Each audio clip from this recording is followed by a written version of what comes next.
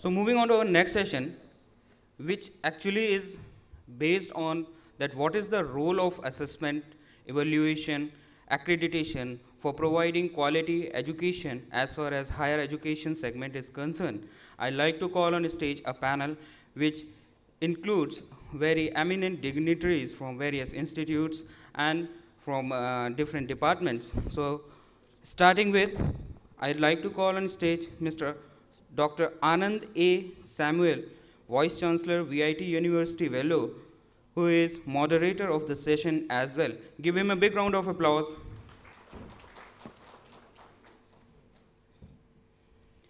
Mr. Utpal Ghosh, CEO and President, University of Petroleum and Energy Studies, Dehradun. Ashok Sariyal, Vice Chancellor, CSKH PKV, Palampur. Dr. Sandeep Sancheti, President, Manipal University, Jaipur. Give him a big round of applause, please. Dr. J. Girish, Director, KIET Group of Institutions, Ghaziabad, Uttar Pradesh. Professor Sultan T. Abu Orabi Al-Dawan, Secretary General, Association of Arab Universities, Amman, Jordan. Is he here? Professor Avula Damodaram, Vice Chancellor, SV University, Tirupati.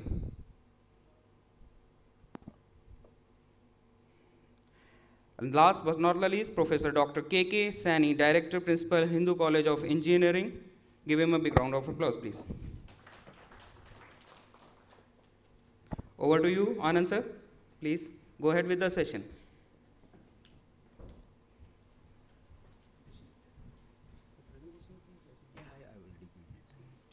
So if you need mic, hand mic. Amit Sarin, Dr. Amit Sarin. Oh, sorry, I just forgot. I just want to add another name here, Dr. Amit Sarin, Director, APJ School of Management. Apologies, sir, I can't be able. Respected panelists here, check. Am I audible? Yeah, okay. And dear friends, very good morning to one and all. And we have come to the panel discussion today. I have with me 4 more panelists to discuss about the topic that's given here, the role of assessment, accreditation, evaluation, and quality standard in higher education. And I thought now we'll take this forward this way. I will just introduce the topic and then place few challenges which according to me and us at VIT. And we will request the panel members to maybe come over here to the dais and take about 5 to 6 minutes and put across their points. And at the end, maybe if we have time, we will just take up a few questions and I will consolidate the same. I don't think at this point in time now there'll not be any question about whether we need this kind of assessments, accreditation, evaluation, and so on and so forth. I think all of us will agree that it is a necessity now because it's the third party and highly objective evaluation that's being done, and it's necessary in this competitive world. Now the question is that we have n number of accreditation agencies, n number of assessment bodies, n number of rating and ranking exercises, and giving each and every university going in for that different grades and ranks and so on. So in that context, what is needed and what are the challenges is the question before us now. To take you through some of the accreditation and ranking and other agencies here, maybe I'm just telling our own experience around. I will not take more than 5 minutes. I'll just quickly go through. We have NIRF, which is a MHRD, Government of India initiative. And we have NAC accreditation by the UGC for the universities. And we have ABET, which we have gone ahead, which is a coveted US accreditation for programs. And we have IET, which also we have taken it up 5 years ago, 6 years ago, which is again for various programs that are being offered. And we have ACT's NBA accreditation, which we have taken it up. And outside the country, we have QS, rating, star, and the THE, the Times Higher Education, and so on and so forth. Actually, at VIT, we have a practice that we take up accreditation as and when it comes there. And it helps us in improving ourselves continuously. That's number one. And another major important thing what we have experienced is that it keeps us on our toes always, which is the need of the day in a highly competitive world. And so we go for every accreditation, ranking, rating, assessment whenever it is there. And now all these agencies, they only talk about one word, that is quality of education. But as we know, quality is a commonly used word. It's again, sometimes it's misused and it is misunderstood and so on and so forth. And we find, at least from VAT context, we find that even in this accreditation process, quality is yet to be defined properly so that everyone will understand quality in the same manner. That's the issue. So every accreditation process has got different norms, different criteria, and different metrics. And they all say that it's all quality, they are focusing on quality, there's no doubt about it. But the point is that if, when I go to Abbott, now I got to prepare myself in one particular manner. If I got to go for IET, then I got to go prepare it in a different manner. For NAC, it's an entirely different process because their focus, their quality criteria, everything differs. So this is where we are in. And at this point in time, it is necessary that we, in the education sector also, have some common understanding of quality. In industries, they have understood and they have finally finalized that after a lot of discussions, for maybe a decade-old discussions, quality means conformance to specifications, customer delight, and fitness for use. And if I just translate it to educational scenario, conformance specification is student learning objectives. It's not teaching. It's all about learning, student learning objectives. How are we mapping the SLOs with the questions that are asked in the test and so on and so forth. Customer delight. Our customers are Generation Y. How many of the educationalists have understood that Generation Y students who are there with us are different from Generation X and the boomers like me and so on. And that has to be done, and their requirements, their what will satisfy them, what will delight them, has to be taken up, like project-based learning and all that. So that is not being given a lot of weightage in our accreditation process. The third one is fitness for use. See, we are preparing the students for 2020 marketplace. So every institution should know what will be the market situation in 2020. How many of us have done the exercise? We have not done it, and we are not doing it, we don't have time, and so on and so forth. The whole world is changing, and so I think that some kind of a common understanding is necessary. At VAT now, we have a lot of digital initiatives. I know that I don't have to go through all those things because there's no time for that. A lot of digital initiatives we are doing because when the students go out at 2020, see, they are going to face the situation, face the market, which will be talking about all these digital gadgets and applications and processes and so on and so forth. No paper and pencil at that point in time. So are we preparing? And now, having said this, we find that in all the accreditation processes, what we have gone ahead, N number. Even now, we are in an accreditation process, ACBSB, for our business school. Every year will be after one accreditation or other. See, the metrics that should have been there are missing. That's our observation. Like weightage for digital initiatives is not there.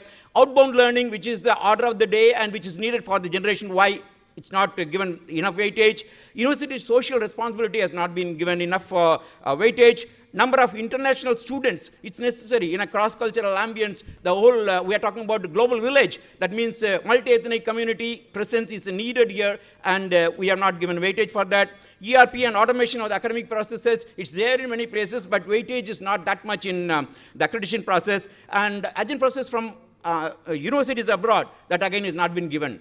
And on the other side, metrics which are included, but their contribution to qualities is questionable. I'm not saying that it's questionable, but it's not much, but still it is not, it is there in many other accreditation process. Caste-based reservations policy. In what way it is going to improve the quality, we don't know, but in some other criterion you will find that that is there. Expenditure on green initiatives. It should be, the expenditure on making the students learn about the green initiatives. It's not, expenditure on initiatives. We find that there. Expenditure per student for building last year. See, that means, a university which is coming up, which was set up last year, they will put in a lot of money in building. So they are termed as a better quality institution compared to, institutions which have been doing great work in the past. So that is one thing which should not have been there, but it is there. And scholarships given to students. Government is giving scholarship to many students. And private universities, we don't get money from government. We give scholarships. But the government institutions, they score over us on quality. Does it really reflect quality? Like that, and I can go on. And so these are some of the challenges we have. So with these introductory remarks, I leave it to the panel members to come out with their own ideas, projections. And in this context, I will call upon first Dr. Ashok Sarial, Vice Chancellor of GSKH PKV Palampur, to come and then give his remarks. And we'll say that each panelist will take about 10 minutes. That means at the 8th minute, I will start standing up, and you will understand that there is time up, and then you got to complete in 10 minutes time. Over to you, sir. Thank you.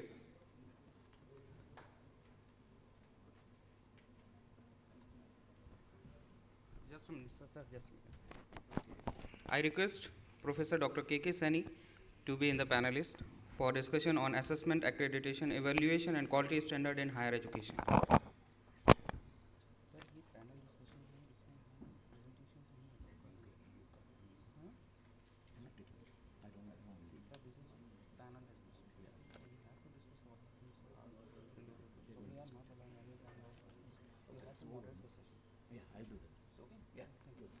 Please go ahead.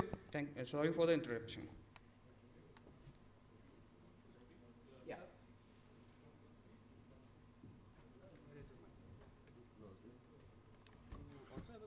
No presentation. Looks like, if the panelists want to stay back in your chairs, and then you can use the mic and view your express your views. Thank you very much. Good morning, everybody. Thank you, Dr. Samuel. I've been called upon the role of competitive education and quality in the domain of assessment and accreditation. Education, we know it is the development of intellectual of an individual. It develops the potential of the individual and transmit to the people for the coming generations. It also leads to the development of economic and political development of the country. Broadly, any country development is based on one, natural resources, infrastructure, and human resource. One of the studies indicated that 20% natural resources, 16% infrastructure, and 64% human resource. And this calls for the quality education system and its standard. World over, the globalization, privatization, and liberalization, the higher education system has gone under change and has become the most crucial aspect. In the third world countries, their main emphasis is to reach to the masses so far the higher education is concerned.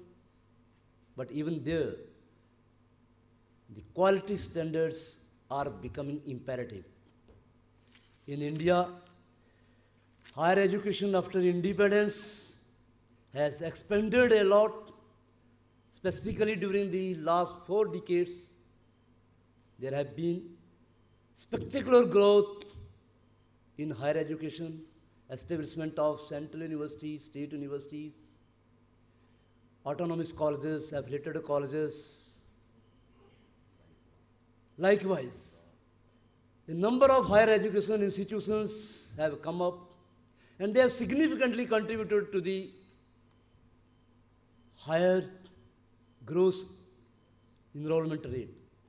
But with it, there have been challenges. One of the challenges is the higher education institutions, while they are increasing in number,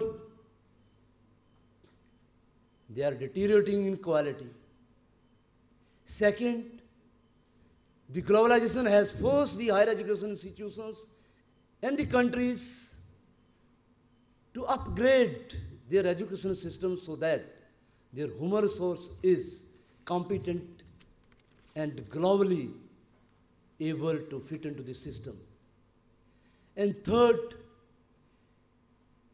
the Government of India, National Accreditation Regulation Authority for Higher Education Bill 2010 and the University Grant Commission Bill 2012 made it mandatory for any higher educations to assess for quality through accreditation. There are over 70 bodies all over the world responsible, and as Professor Samuel has told, in the national ranking framework in a particular country. In India, the government has also established to deal with this system the National Assessment and Accreditation Council, established in 1994 by the University Grant Commission. It is the apex body to deal with quality in higher education. Higher education in any country need two types of efficiency. One, internal efficiency, another external efficiency. Internal efficiency is within the education itself, and it can be well monitored and evaluated by the top management through teaching learning process, upgradation of the teaching, research, training, consultancy. Whereas the external demand, your education system must have relationship with the general economy, global economy, so that the product produced are capable to compete with. And here, the role of government, the role of organizations to provide the conducive environment to come up with that quality parameters, standards. In this, the new challenges in our Indian systems are, we know we are the largest democracy. We have diversity among our population. 70% of the world population live in India. Here, majority lives in rural India. We have to look into the higher education system within the reach of those masses. Literacy rate is relatively low. We have number of higher education institutions, but as I already told, the increase has accompanied with the deterioration in quality. We are not able to come up to the expectation of the set goals. So number of higher educations have increased leaps and bounds, but this quantity have accompanied with the deterioration in the quality. The way to improve quality is assessment and accreditation. Assessment is valuation of your organization to see its viability and to see whether these organizations are meeting their core objectives.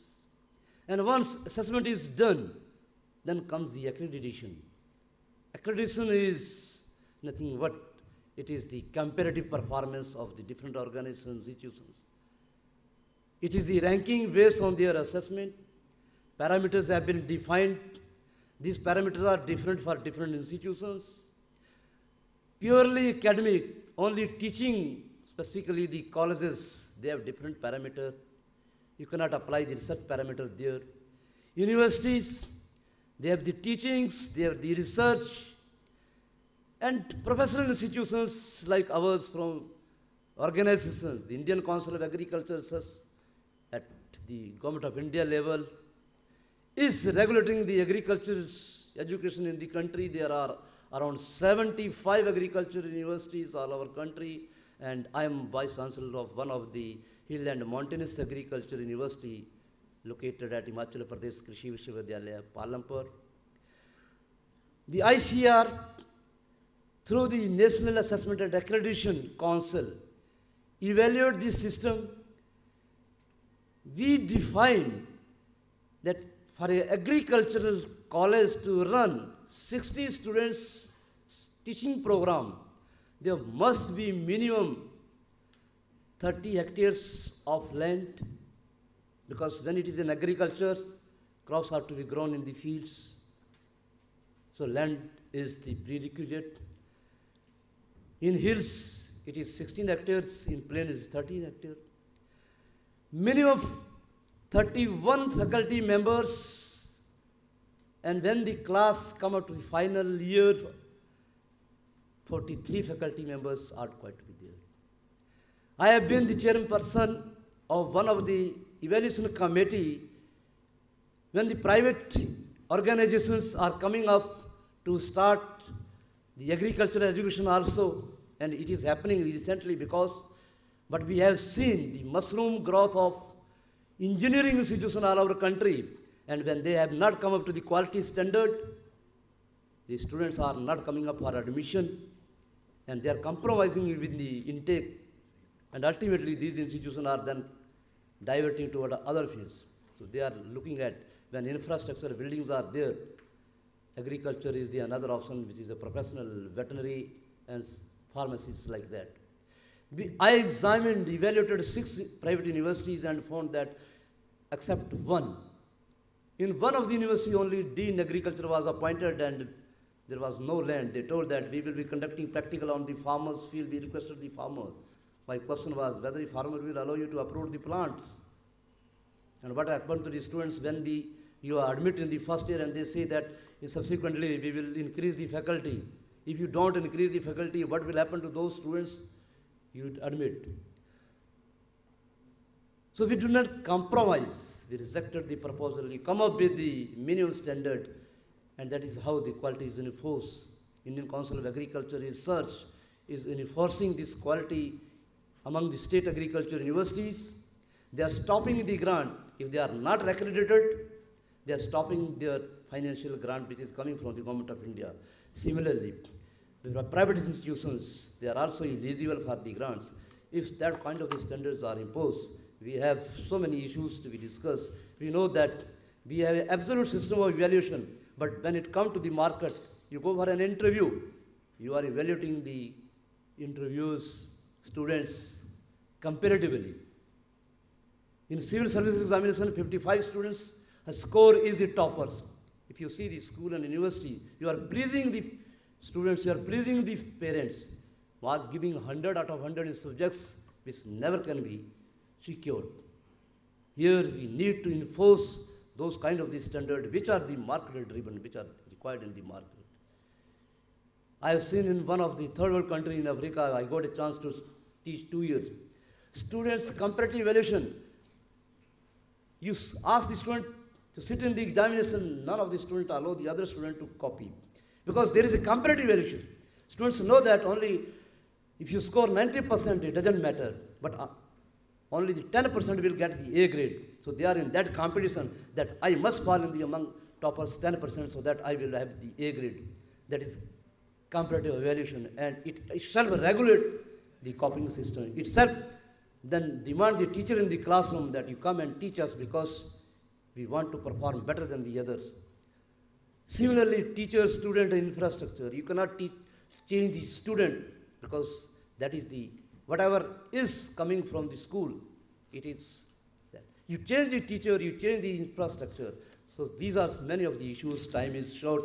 So the way forward is assessment and accreditation and enforcing the parameter with the regulatory authority, the regulatory bodies have defined and devised. Don't compromise with that. Thank you everybody. Thank you, sir. And again, a kind request to all my co-panelists to keep time. I know now all of us have rich experience and we want to share a lot of things, but for want of time, maybe if the panelists want to stay back and use the mic and project your views in the next 5 points, 5 minutes, it would be nice. Now I call upon Dr. Sandeep, the president of Manipal University, Jaipur.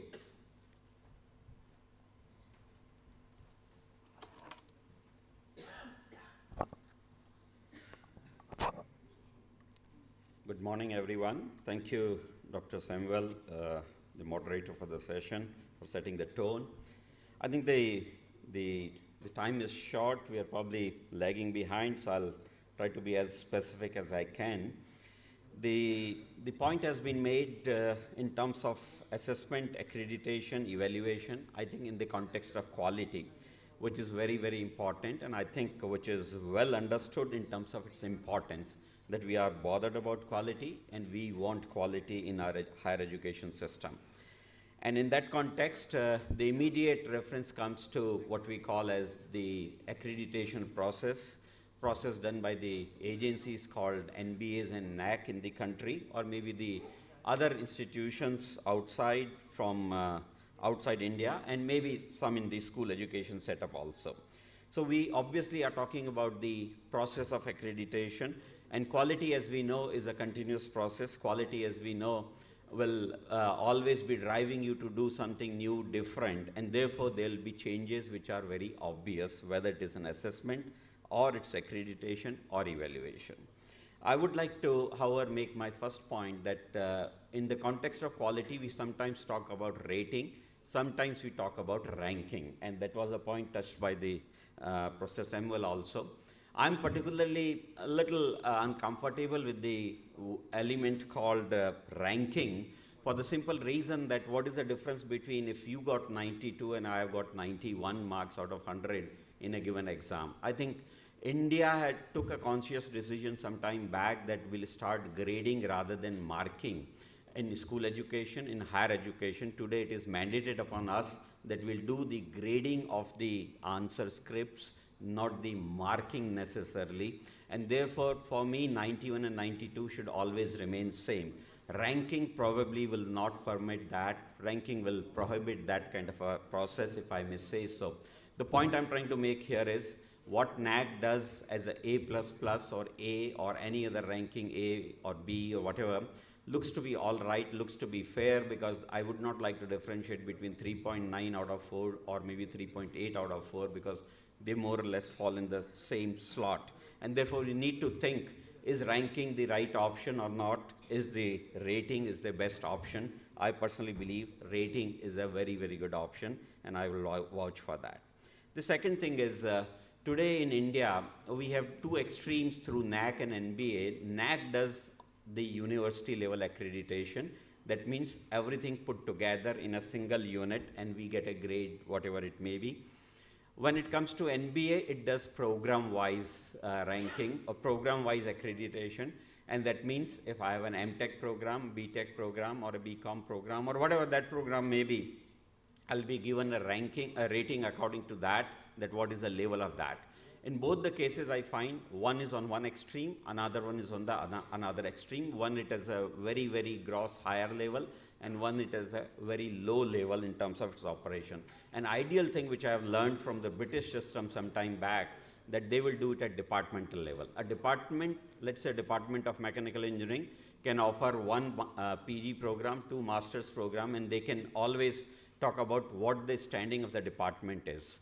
And therefore, if you are doing 5 programs there, 5 will have different levels in terms of their rating, probably will not tell you a clear picture where the department is and how they are interpreting the resources which you have actually assessed. And therefore, there is a complexity. My suggestion there would be that don't go for the program level, don't either go for the university or a very higher level, go for the intermediate level, what we call as a departmental level, and department may be assessed accordingly. Another thing would be that while we are talking about quality here, we want to drive it through the throughout the set of institutions within the country. But we still find some of the top-notch institutions, to which some of us belong to as well, do not participate in that. And they are not leading us by an example. For example, IITs or IIMs for that matter are not necessarily currently an active player when it comes to the so-called NAC or NBA accreditation processes, and therefore we need to rethink that sort of a policy, whether they should come under the framework of that or not. Another one which I would probably make a mention, because I've recently shifted to a new organization, new setup called Manipal University, Jaipur, which is just 6 years old. We would have actually liked to get assessed or undergo the hammer of accreditation much earlier, maybe in our formative years at 2 years or 1 year or 3 year stage. But the rule today is that unless you complete two batches are outgoing from your setup, you cannot really apply for that. And since you know that a new university would start many programs one after another over a period of time, 2-3 years, it takes time, something like 6-7 years before you start graduating those batches on regular basis. And therefore, that would be a little unfair if I do not worry about and do not get assessed on quality early. The challenge would be that to do it later will be much more challenge. And therefore, I would say that there should be a policy framework where the institutions which are in infancy can also be subjected to an accreditation processes if they so like, not necessarily. And therefore, the suggestion here is don't make the process of accreditation as a licensing process, as sometimes it is getting perceived now like the starting approval processes which are being followed in this particular context in our country. And therefore, there should be a differentiation between them. Similarly, last 2 points, which are small points. Number one, whenever one subjects himself or herself to an accreditation or quality check, obviously they believe, we have reason to believe that they are ready for that sort of a process, they are ready for that sort of a thing. And with that sort of aim, we should generally perceive and presume that they are ready for it. And therefore, the entire process should help them. And I think that is a process which ABET does, that is a process which international agencies does, that 6 months to 8 months to 1 year in advance, they start talking to the experts who are going to come for evaluation. And they, right in the beginning, try to tell if they see any shortcomings before they come, so that they are given enough opportunities so that they can be corrected at the time of so-called physical visit, which is there. In India, it is the other way around. We go as inspectors and we try to find the fault and we try to find something wrong and then say you are getting it or not getting it. No, that should not be the mandate. The mandate should be the one who is trying to achieve the quality should be facilitated in terms of the entire understanding process and maybe something of that nature. And the last point which I would like to make is I can have an institution, I may head an institution which I like, and I like to call it as a purely teaching institution, because we need to produce engineers who need not necessarily do everything at a very high level called research. We need to produce people who can do high level of research but need not do the normal things.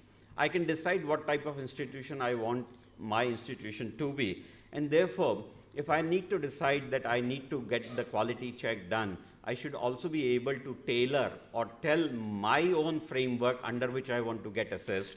And that is what is basically the point I'm trying to make, that you choose the parameters within the limits, within the framework, such that you can get all the parameters on which you want to get assessed. So these are some of the changes, friends, which I think possibly would help us in terms of quality improvement of higher education and also the evaluation, accreditation, and assessment. Thank you. Thank you very much, Marapul, and we will move on to the next speaker, Dr. Amit Sarin, Director, RPJ School of Management and Legal. Again, a gentle reminder, 5 minutes. Thank you. Good morning, everyone. So this is what we are talking about, the accreditation process. And accreditation now has gained traction. Everyone wants it. People, different universities, including government universities, want the accreditation process. But what is happening is that a lot of times people are going for multiple accreditations. It has gone, basically the aim of accreditation is to do your quality improvement overall. But sometimes that aim is getting lost because you want the accreditation for the branding purpose, or Once you have one accreditation, you want to go for the next level or the 2-3 accreditations, and sometimes the absorption is not happening. See, you can, if the entire philosophy of accreditation is followed, what is ideally should be is that you can even improve quality without going for accreditation. If you are having a very robust quality improvement systems, most of these accreditation models are based on the Malcolm Baldrige model based in US. So whether ASCSB, ACBSP, or any other methods you see, and what is the system of quality improvement? That anything you are doing, you try to document, you try to make a process, and most important is then whoever are the stakeholders in that process, whether it is the students, whether it is the teachers, whether it is the staff members, parents, or any other person involved in that, you take feedbacks from them, and once the feedbacks are taken, you analyze those feedbacks and then keep on improving your process and then keep on repeating the cycle. That is a cycle of quality improvement. Sometimes in the glamour of accreditation, that main theme of quality improvement gets lost. And sometimes, as mentioned by earlier speakers, that you may go for multiple accreditations. And in that, once you're moving from one format to another, say NBA or NAC or some international accreditations, a lot of energy is lost because you're converting a lot of your data and your documents to adapt to that format. So my suggestion is that once, whichever model you adopt, like even the government agencies or international agencies, then stay with it and try to absorb the system, try to implement fully as a quality improvement system. So that is getting somewhere lost. What is also happening is that if you look at the government agencies like NAC and NBA, and what is their own quality system, no one asks that, because are they taking the feedbacks from the stakeholders, which are the institutes? That is not happening. They are mostly trying to impose whatever frameworks they have developed, and many times a lot of inputs would be really helping them improve, but that is not happening. And also, if you look at many conferences and many places, institutes, what I found is that people are not able to understand what is the difference between assessment and evaluation. Because whenever we ask assessment, people say, yes, we are doing the examinations. Examinations are happening, the results are being produced, and that's it. Is that the assessment? No, that is just a small part of your assessment, because assessment is mainly on the concept of learning outcomes. And slowly we are, the institutes which are into the accreditation process, they are trying to understand what is the meaning of learning outcomes, how do we define it, can we define the rubrics for it, how do we measure it, and that measurement is much more than the examinations. And also, there's another very critical concept in which is missing in our system and which we need to develop, is a concept of external assessment. See, most of the universities, etc., are doing internal assessments. But are we going for some sort of common external assessment which is validating what is the internal assessment is doing? So developing external assessments for the different courses, different modules, that is something very, very critical. For example, at the school level, at least there's a common external assessment in terms of the board, CBSE boards. But at the higher education level, is a common external assessment, is that happening?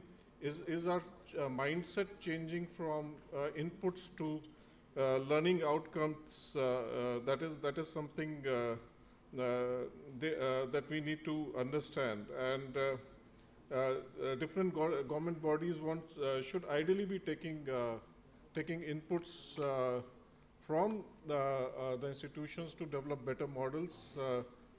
And mostly, I think right now there's a sort of a rigid mindset and most of the models are sometimes based on a very rigid framework. Like for example, the NBA model is based on the input, process, output model, which according to me is not really the model, and still a sort of an inspection kind of system is there, while as my colleague mentioned that an accreditation process is when you are helping the institute to improve. Even the teams are guiding, yes, these are what you are falling weak on, please improve on this. We are giving you time, 6 months, 1 year to do that before we visit. Instead of suddenly coming and inspecting and a sort of a points-based system. Normally a points-based system is not there in the international processes, because the points-based system is again from a more of an inspection mindset that for everything I give points. And as mentioned by the speakers, see, ranking is not really accreditation. Ranking is a very, very basic form, and what the magazines, etc. are doing is a very, very basic form. It is not that scientific. It is not that serious, I would say. And in that sense, accreditation is a different process, because every time you look at the processes and you look at each thing, and ideally it should not be a points-based system, as at least in some of our government NBA agencies, etc. is there. It should not be like that. It should be more of a criteria-based process. And but that's at least the beauty and the good thing is that everyone now in the higher education space is giving a lot of value to this process. So let's all work together to make it better. Thanks. Thank you very much. Thank you, sir. It was nice. And now I call upon Dr. Damodaran, Vice Chancellor of Venkateshwara University in Tirupati, to give his views in the next 5 minutes. Thank you. Respected Professor Samuel and other dear panelists, dear participants, good morning to all of you. I feel immensely happy to associate myself with this 10th World Education Summit 2017. Education is an essential enabler of life's journey and a gateway to find purpose and to navigate towards success. Across the country, now there is a new air of concern about education. Education has to face new demands and challenges without giving up its age-old purposes and objectives. The current challenges are pushing educationists, teachers, students, and the general public into exploring new ideas, discussing new possibilities, and pressing for new and quick solutions. Teaching is now a public activity. Learning is a lifelong practice. Now, India, like other countries, visualizes a new age is dawning that will be characterized by unimaginable advances in knowledge, triggering major changes in the objectives of higher education.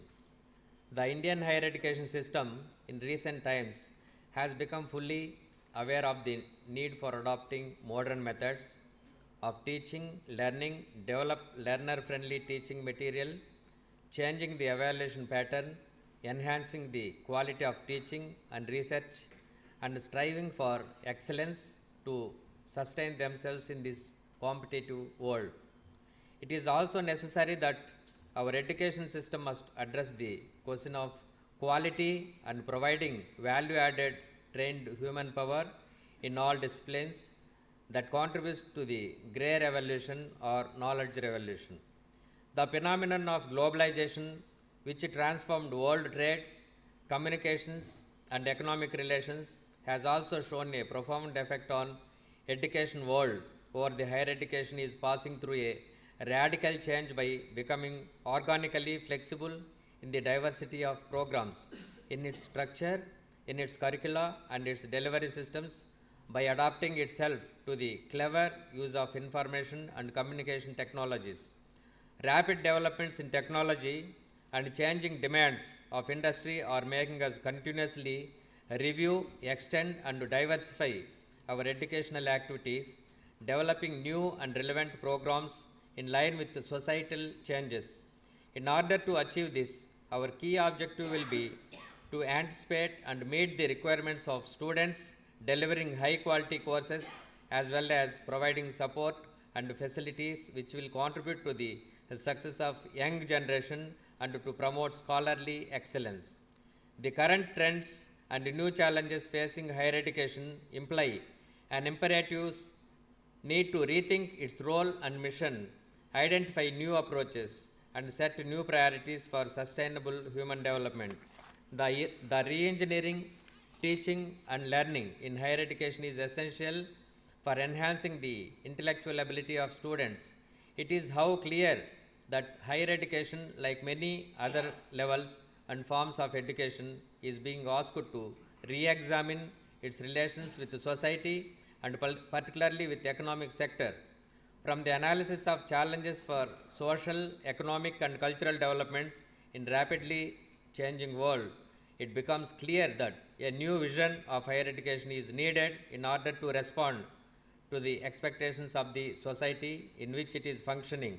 This vision stresses the principles of academic freedom and institutional autonomy, while at the same time emphasizing the need for accountability in society. The aim should be to make higher education more responsible to the general problems facing humanity and the needs of economic and cultural life, and more relevant in the context of the specific problems of a given region, country, or community. Besides, higher education must develop both responsive and proactive attitude towards the labor market trends so as to adopt curriculum and ensuring greater chances of employment for the young generation. More importantly, higher education is expected to produce graduates who can not only job seekers but also successful entrepreneurs and job creators. In response to these challenges, the active involvement of the academic community and economic partners is increasingly perceived as an integral part of the mission of higher education. Greater emphasis is also needed on the students' personal development alongside preparation for professional life. The demand for such graduates and study programs could represent an opportunity for the revitalization of humanities and the arts in higher education and open up new opportunities for cooperative links with various economic and public organizations. The need of the hour is to give a fresh look to the higher education and introduce such changes for providing cost-effective education relevant to the present context of the world of work. If traditional working practices are no longer efficient in the modern context of higher education, we must formulate new organizational structures to support new learning process. Student satisfaction may have to be used as an effective instrument for raising the quality programs of study. New courses and combinations may have to be offered for meeting varying learning needs to students. The other driving forces for raising quality will be the commitment of teachers to their students and to the pursuit of excellence. Therefore, time has come for redesigning curricular concerns in higher education by introducing innovative interdisciplinary programs, adopting extensive reforms in teaching and professional development of teachers. The current trends and new challenges facing by higher education imply that there is a need to rethink its role and mission, identify new approaches, and set new priorities for future development. The university should be committed to meeting the needs of students as well as the faculty, business, and industries that it serves by ensuring that curriculum is both relevant and appropriate for today's world. Although the emphasis on research has placed competing demands upon academic staff, the delivery of excellent teaching and learning remaining a core component of the university's mission. As we are entering a dynamic and exciting period of significant growth and development, our key objective will be to anticipate and meet the requirements of our students, delivering high quality courses which will contribute to the success of next generation. In Sri Venkateswara University, Tirupati, Andhra Pradesh, we initiated digital education ecosystem, and also we created skill development center for the students to enhance their quality and also hands-on experience. And also we have digital technology innovation and incubation center where the students can get their idea, they can implement and incubate for the mainly for the purpose of students. It is opened for 24/7 in our campus. I therefore take this opportunity to appeal for greater cooperation among all the stakeholders to achieve our common goal, that is the future development of higher education as an instrument for reaching sustainable development. Thank you, one and all. Thank you, sir. And now I request the last panelist, Dr. Saini, the Director of Hindu College of Engineering from Delhi, to give his views in the next 5 minutes.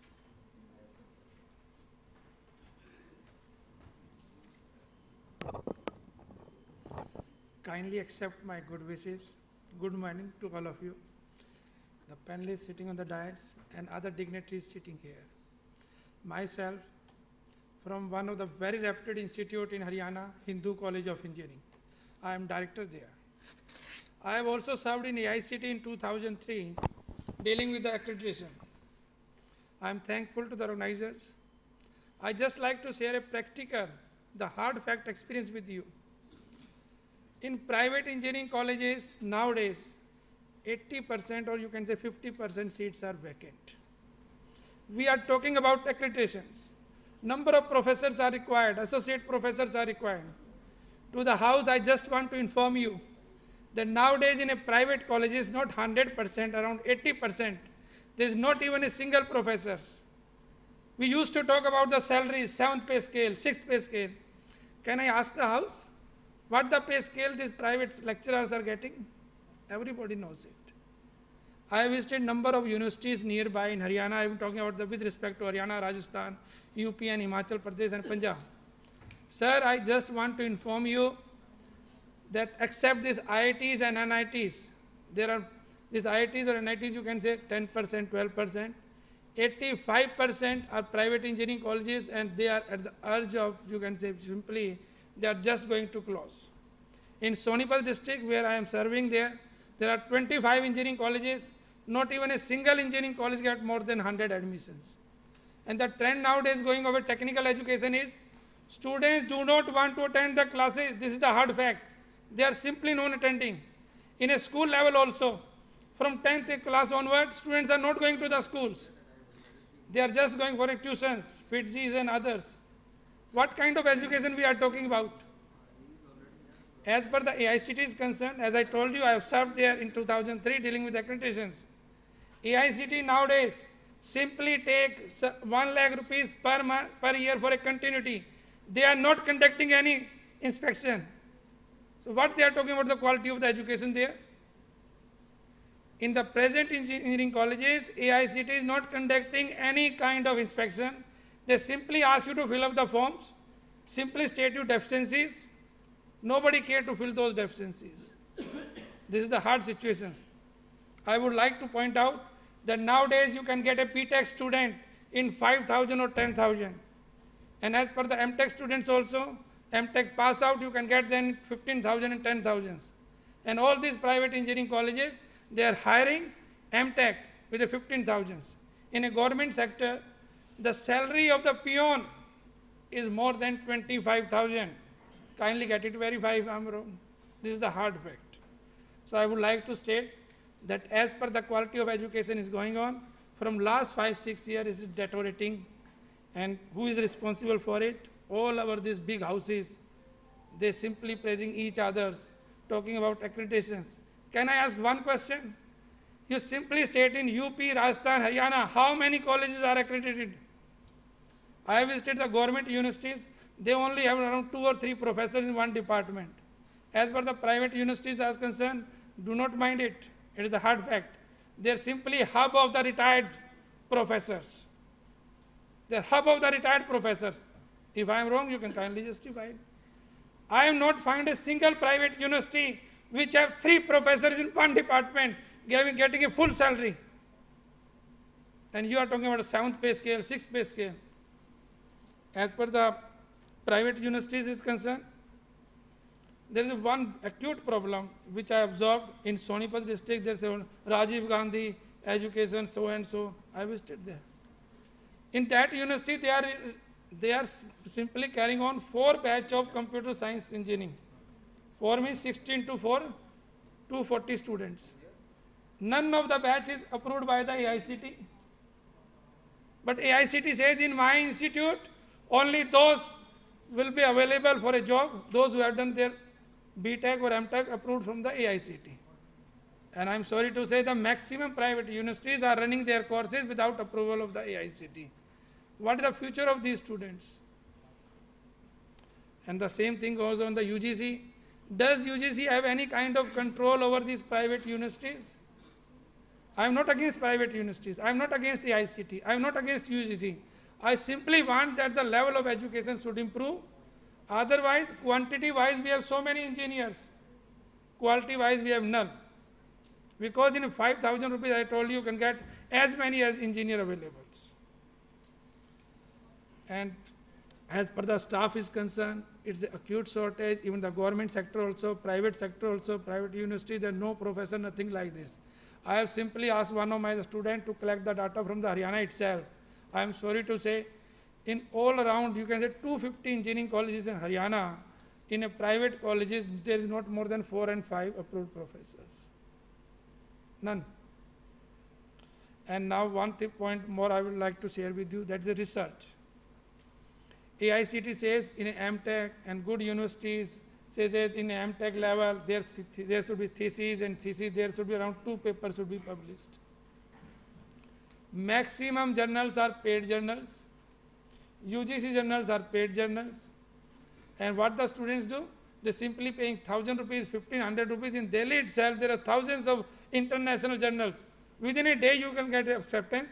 Within 15 days, you can get a paper published. So where is the quality of education? 90, I can say 98% MTech thesis, they are copied. Because there are so many shops open in every town. In every city, there are so many shops who simply supply you MTech thesis complete with every aspect. And I have number of mobile numbers also. If you want to do your PhD, there are so many good professors from a reputed institute, they are doing a side business. And I am sorry to say, so they are from a very reputed institute also. I would not like to name a reputed institute who are from a Delhi itself. Saini Saab, किसी बच्चे ने PhD करनी है तो we are ready for this much amount. So my request goes sincerely to this distinguished faculty, very renowned vice chancellors, registrars, directors here. Sir, this country will remain a developing country. It will never become a developed country with this quality of engineers. And who is responsible for? We are responsible for it. So my request goes that the message goes to the right direction. AICT should inspect all the institute annually. And university also should control it. Nowadays what is going on? Pay 1 lakh rupee to the AICT and 60-70,000 to the university, nothing. Paper formalities, nothing more. Thank you very much. So nice. Thank you, sir. It was wonderful listening from all the 5 panelists. I hope all of you have completed your turn, and thank you very much. I thought I'd just give you a gist of what's been discussed by all of them. And then finally I'm going to ask them to give one sentence from each one of them, from their viewpoint. What should be our takeaway in one sentence about accreditation? Okay, I'll give it to you later, but you have about 2 minutes time to discuss about it. Initially, we had Dr. Ashok, and he talked about the government initiatives in accreditation assessment procedures. He talked about the new challenges in Indian context. They are very true. India is a very diverse country, and we have many institutions, universities in rural areas, and so they have their own issues and so on, and so he highlighted a few of them. And we had Dr. Sandeep then, and he talked about the rating and ranking and difference and so on. He also said that grading will be a better option than rating and ranking. And his point of view is that, instead of going for college level or program level, maybe department level accreditation will be better. And another $1 million question, why do you want to segregate the universities and say that IITs are above accreditation? Is it that they are doing it, or government is allowing it, whatever it is? And he said that everybody should be on level playing ground. And he also said about giving opportunity for the new colleges to get into the accreditation mode, because now we say that one batch, two batches should go out before accreditation. Is it really necessary, is his question. And he appreciated the model of Abbott where they come 1 year ahead and be with the institution and handhold them and guide them and then give the accreditation. So can we have that as a standard practice is his question. And he also talked about another innovative thought that you decide your own parameters on which you want to be evaluated. So that's from Dr. Sandeep, and thank you, sir. And then we had Amit sir in, and he talked about introspecting ourselves. It is a very, very important question.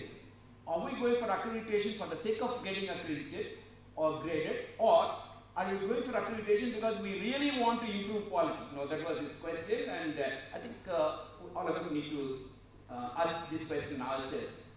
And another million-dollar question, when we get accredited by regulatory bodies or accrediting agencies and so on and so forth, now are they the role models? When they are not the role models, what right they have? Now that is a kind of a situation arising. And he also talked about going deep into every meaning of every word that you use, not using it just for the sake of using it like assessment and evaluation, doing it interchangeably and so on and so forth.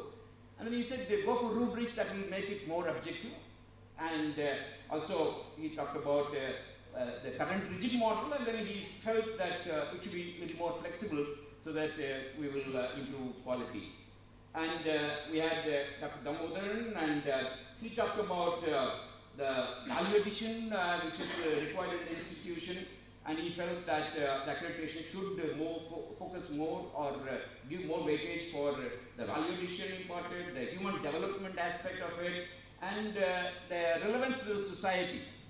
That also has to be given importance, that's what he said, and then give importance to entrepreneurship, and if an institution produces more entrepreneurs instead of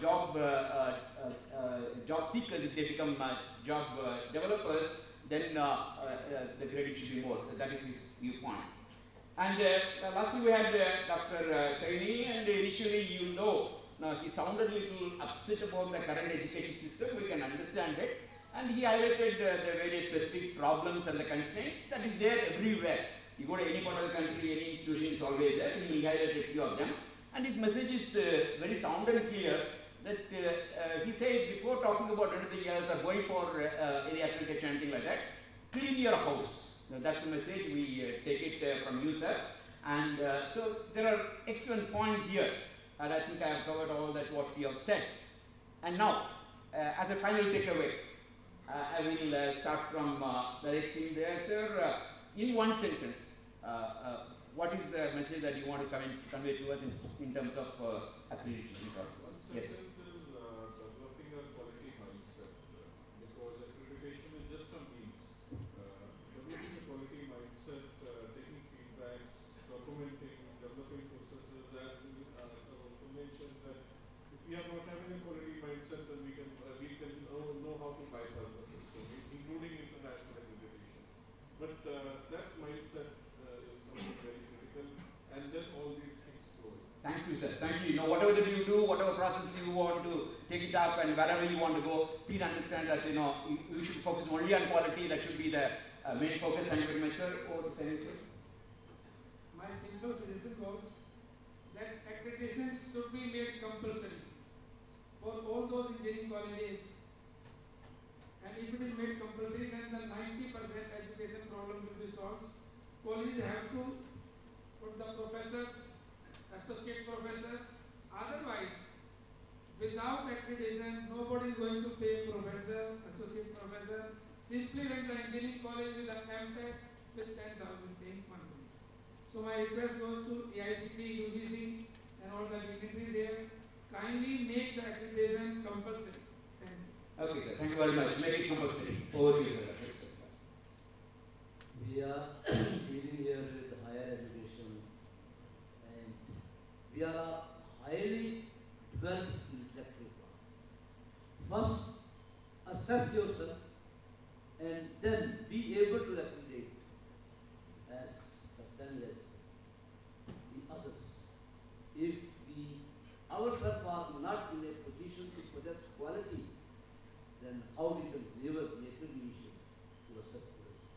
So accreditation is a third party assessment, and so says as you introspect and then convince yourself that you are a quality institution before going out. Thank you, sir.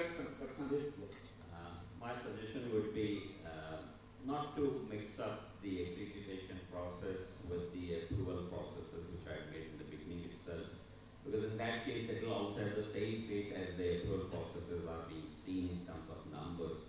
Quality is a perception and has to be measured and seen differently in different contexts. One small point also would be that we can think of giving so-called quality assessments in terms of our research potential as well as teaching potential, which we are currently doing in a mixed mode. Thank you. Thank you, sir. Thank you very much. And quality should be specific to institutions and the area and so on and so forth. Thank you very much, sir. Development of the institutions or university, it is a continuous process. Development and acquiring infrastructure and bringing quality teachers, quality education, it is not for the purpose of inspections or accreditation. It is a continuous process. In this process, accreditation and what are the types of accreditations are there, that should be mandatory in my view. Then only the head of the institutions or universities, they can know where we stand. This is just like as a healthy human being, taking health checkup for every year, once in 2 years, so that any defects are there, we can able to rectify it. So it is a mandatory, it is a compulsory, then only healthy institutions, healthy education will be there. Thank you very much, sir. And we talked about health checkups, but we take up that should be equated to accreditation. I will go one step further and say it's like a daily exercise that we do. When you do it, you keep yourself fit. And at this point in time, I'd like to thank all the panelists for the wonderful exposure that they've given. And I'm sure that all of you will appreciate that we have got a lot of input. Shall we all give them a very big hand, please? Thank you. Thank you very much. Thank you so much, all the panelists, for such an informative session on accreditation, assessment, and evaluation. You all have described that what role accreditation can play for quality enhancement as far as higher education segment is concerned. Moreover, you all have shared that what should be the do's and don'ts for the accreditation processes for various higher education institutes in the country. I thank each and every panelist for sharing their thoughts on this platform. Thank you so much. Now, I request Amod Kekan, Chairman, Domestic Workers Sector Skill Council, to felicitate each and every panelist here for sharing their thoughts on this topic. Mr. Amod Kekan, please give him a big hand.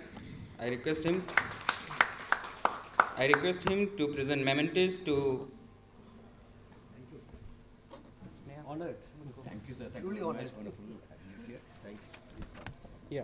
I request him to present memento to Dr. Anand A. Samuel, Vice Chancellor, VIT University. Mr. Ashok Sarial, Aula Damodran. Dr. Sandeep Sancheti, President, Manipal University.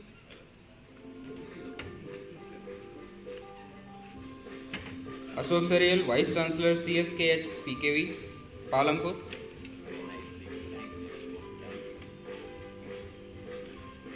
Dr. K.K. Sani.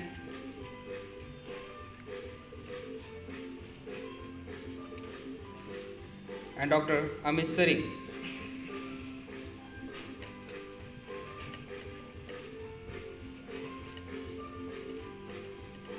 Thank you, Mr. I request each and every panelist to pose for a group.